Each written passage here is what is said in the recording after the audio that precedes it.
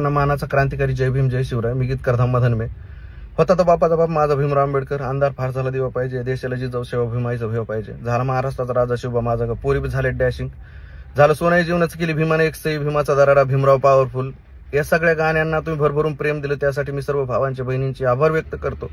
पण इथून पुढे मी एकही गाणं लिहिणार नाही, कारण 1 वर्ष अगोदर आदरणीय कडूबाई खरात, विकास खरात यांनी ऑर्चिड म्युझिक, ऑरेंज म्युझिक नावाच्या कंपनीला, मुकेश पाटील या माणसाच्या कंपनीला हे गाणे विकलेले आहेत. मला 1 वर्षापासून त्रास होतो. मी ह्यांना विनंत्या केल्यात, रडलोय पडलोय तिथं ऑफिसला जाऊन, पण त्यांनी मला कोणत्याही गोष्टीची बाब दिलेली नाही. तुला काय करायचंय तर कर, तुला जे होईल ते होईल, तुझ्याच्याने कर. या गोष्टी ते बोलतात, आमचा तुझा काही संबंध नाही, तुला करायचं असेल तर अशा पद्धतीने कर असं बोलतात.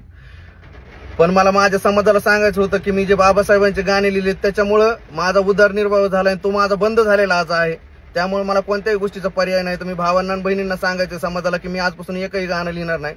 आणि इथून पुढे ज्याही गोष्टी होतील, माझा जीव जाईल, माझी बदनामी होईल, मला त्रास होईल, या सगळ्या गोष्टी आहेत तर त्या या लोकांमुळे झालेल्या आहेत. आणि मी फक्त बाबासाहेबांचे महाराजांचे गाणे लिहिले हीच माझी चूक झालेली आहे. वामनदादा कर्डक महाकवी, गीतकारांचे काय व्यथा आहे हे गीतकारांना माहित आहे. शेवटी वामनदादाला बिना अन्न पाण्याचं मरावं लागलेलं आहे. त्यांच्या नावावर करोडो रुपये, लाखो रुपये लोकांनी कमवलेत. तसं गीतकारांना शेवटी मरणच आहे. आणि त्यांच्या जीवावर गायक लोक मोठे होतात, ती गोष्ट माझ्यासोबतही झालेली आहे. आणि मी आजपासून एकही गाणं लिहिणार नाही. सगळ्या भावांना